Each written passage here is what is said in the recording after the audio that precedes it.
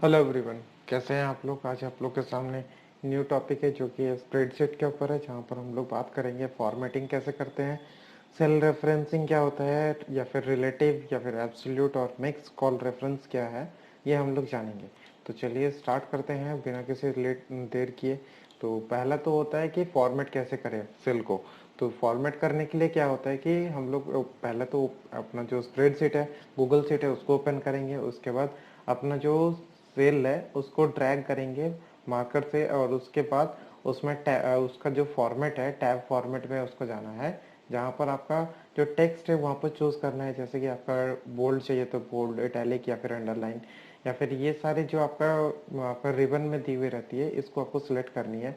आपको वर्टिकल ये सारे आपके फॉर्मेट के अंदर में आती है जो आपको फॉर्मेटिंग करनी होती है। तो ये हो गई आपके फॉर्मेट करने के जो पॉइंट्स है, ये सारे आपके फॉर्मेटिंग पॉइंट्स हैं। अब नेक्स्ट आगे बढ़ते हैं। यहाँ पर देखिए आपका फॉर्मेट करने के लिए क्या है। जैसे ये आपका एक टेबल है, जिस टेबल में आपका क्या करना है, कंडीशन फॉर्मेट आपको यूज़ करना है। जैसे कि आप सेल में देख रहे हैं कि आपको चूज़ क्या करना है कि आपको जैसे यहाँ पर एम्प्टी सेल, तो एम्प्टी सेल के लिए क्या करना है, जहाँ पर भी एम्प्टी सेल होगा उसको कलर कर देना है। तो बाय डिफ़ॉल्ट ये क्या है, नॉर्मल है। अगर इसको चेंज करना है, ये यहाँ पर देखिए फॉर्मेट सेल इफ़, यहाँ पर दिया हुआ है if format cell is empty, तो देन इसको क्या करेगा, बाय डिफ़ॉल्ट कलर कर देगा। तो यहाँ पर बाय डिफ़ॉल्ट यहाँ पर अगर डन कर देंगे तो देखिए यहाँ पर जो खाली है यहाँ पर ये कलर हो गया। तो ये चीज़ आप कर सकते हैं, यहाँ पर आप ये चीज़ पॉसिबल है जो कि स्प्रेडशीट के थ्रू। अब इसके बाद आती है बॉर्डर। यहाँ पर बॉर्डर आप डाल सकते हैं, जैसे कि आप ये वाली जो आपकी बॉर्डर दी हुई है ये आप यहाँ पर बॉर्डर डाल सकते हैं, या फिर बॉर्डर स्टाइल आप दे सकते हैं।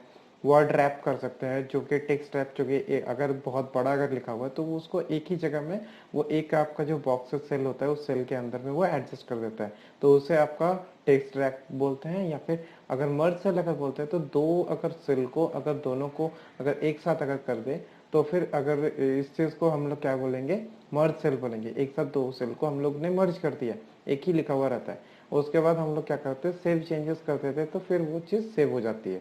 तो ये हो गई आपकी टेक्स्ट, आपका जो सेट है उसमें सेव कर सकते हैं। इसके बाद आती है एब्सोल्यूट, रिलेटिव और mix call reference in Excel. ये सारी चीज़ें क्या होती है, जो आपकी रिलेटिव रेफरेंस ये होती है आपकी बाय डिफ़ॉल्ट जो आपका कॉल रेफरेंस है, और मल्टीपल सेल जो होती है उसको बेस करके जो भी रिलेटिव आपका जो पोजीशन है उस चीज़ को अगर लिया जाए। अगर एक एग्जांपल लेते हैं, जैसे कि एक फॉर्मूला ले लीजिए, जैसे equal to A one plus B one. A one का मतलब होता है रो में आपका ए वन जो ऊपर वाली कॉलम में होती है ए वन, प्लस उसको बी टू, अगर दोनों को अगर मिला दिया जाए तो प्लस हो जाएगी। तो ये चीज़ ही अगर इसी चीज़ को अगर ए टू प्लस बी टू अगर करें तो भी आपका सेम आपका आएगा। तो यहाँ पर यही चीज़ आपका रिपीटेड आपका सेम जो कैलकुलेशन है वो मल्टीपल रोज और कॉलम में दोनों में पॉसिबल है। तो यहाँ पर इसके बाद आते हैं कि कैसे क्रिएट करें और कॉपी करें फॉर्मूलाज को यूज इन रिलेटिव रेफरेंस। इसके द्वारा कैसे हम लोग कॉपी कर सकते हैं और क्रिएट कर सकते हैं। तो इसके लिए क्या कर सकते हैं, हम लोग एक एग्जांपल लेंगे। जैसे कि हमारा प्राइस और एक क्वांटिटी की होती है, कि एक प्राइस का हम लोग लेंगे और एक क्वांटिटी की, दोनों की ही ये एक साथ, और दोनों को हम लोग क्या करेंगे, एक सिंगल फार्मूला में जो कि D2 सेल है उस जगह में हम लोग रखेंगे। अदरवाइज यहाँ पर जो रेफरेंस जो हम लोग लेंगे तो उस फार्मूला में क्या करेंगे, एक साथ दोनों को रख के हम लोग टोटल करेंगे। तो टोटल करने के बाद क्या होगा, दोनों का हम लोग को सम मिल जाएगा जो टोटल है। तो यही चीज़ यहाँ पर मैंने दिखाया है। देखिए यहाँ पर जो मेन्यू आइटम है ये सारे आपके मेन्यू आइटम है, जहाँ पर ये देखिए ये आपकी प्राइस है, ये आपकी क्वांटिटी है, और ये देखिए आपकी टोटल है। तो इस चीज़ को आपको कैलकुलेट करने के लिए क्या होगा, आप देखिए जैसे select the cell contain the formula. तो यहाँ देखिए ये कौन सा है, डी है, D2। देखिए D2 का मतलब ये ऊपर वाली डी है और ये वाला 2 है, तो D2 इसे बोलेंगे D2 सेल। तो D2 सेल में क्या करेंगे, यहाँ पर लिखेंगे, एंटर करेंगे फॉर्मूला टू कैलकुलेट, क्या करेंगे, equal to B2 into C2। अगर यहाँ ये चीज़ अगर करते हैं, B2 मतलब कौन सा हो गया आपका, ये हो गया B2 इंटू C2, मतलब ये इंटू ये।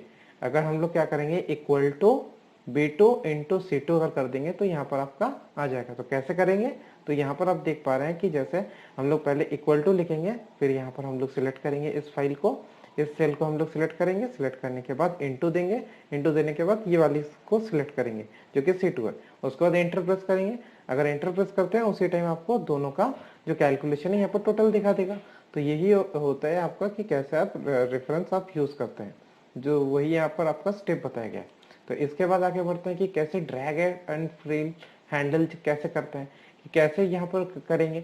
तो ये ड्रैग एंड फील का मतलब होता है जो भी आपने मतलब यहाँ पर कैलकुलेट किया था उस चीज को अगर आप ड्रैग कर देते हैं तो कम्प्लीटली ये सारे आपका जितने भी आपका जो फॉर्मूला है वो सारे फॉर्मूलाज में सेम चीज यूज होते हैं। जैसे ऊपर से नीचे तक अगर खींचेंगे तो ये सारी चीजें वैसे ही यूज होती है।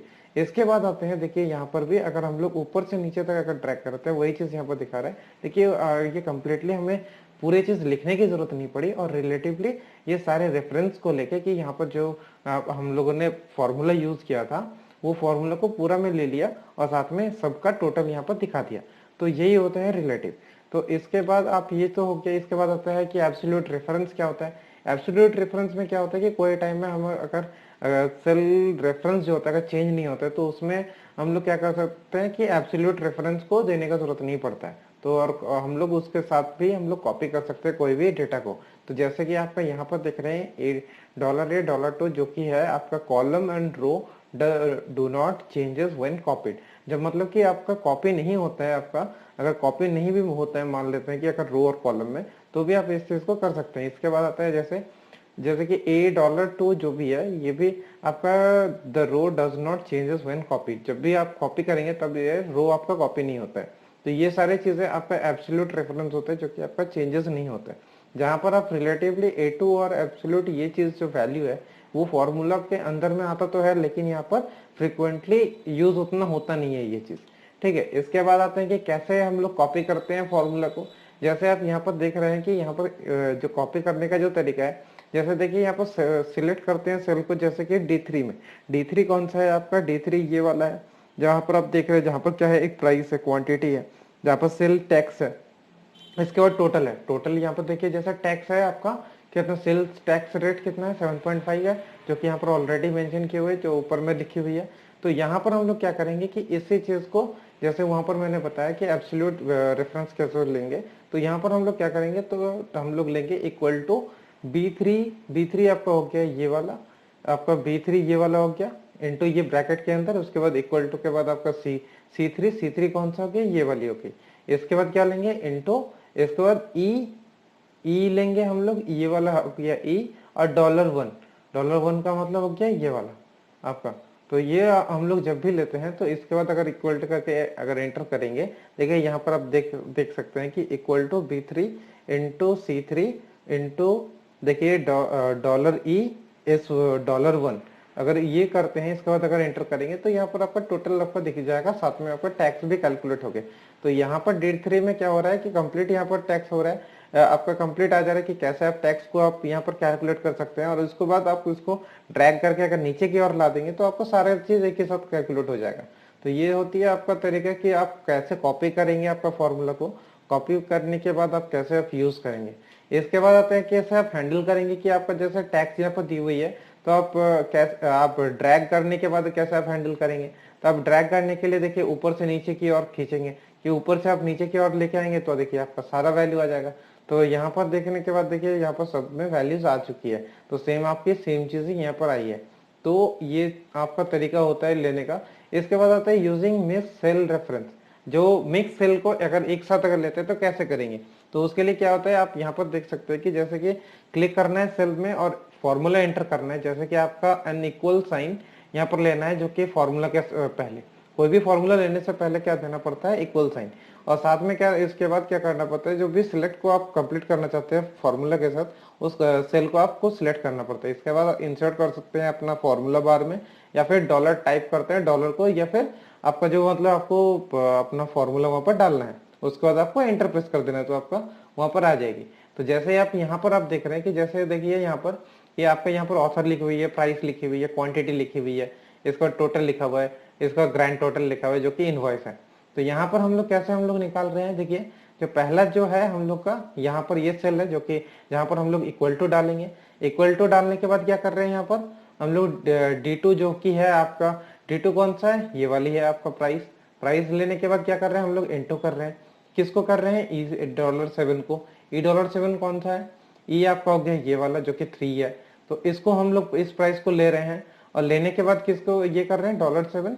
ये आपकी ये तो हो गई 2, इसके बाद आती है 3, इसको ले रहे हैं आपका जो एब्सोल्यूट वैल्यू है।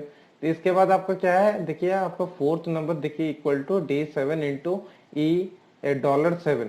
अगर यहाँ पर अगर हम लोग टिक कर देते हैं तो यहाँ पर अगर एंटर करेंगे तो आपका ग्रैंड टोटल होकर यहाँ पर आ जाएगा। तो ये हो गई आपका इनवॉइस के साथ यहाँ पर आपका आ सकता है कि जो कि आपका मिक्स वैल्यू के साथ यहाँ पर आता है। तो मिक्स वैल्यू के साथ यहाँ पर जो आपको दिखेगा तो आप कंप्लीट यहाँ से आप अपना रिजल्ट निकाल सकते हैं। आशा करता हूँ ये सारी चीज़ें आपको समझ में आई है। मिलता हूँ फिर नेक्स्ट वीडियो में। Thank you all of you.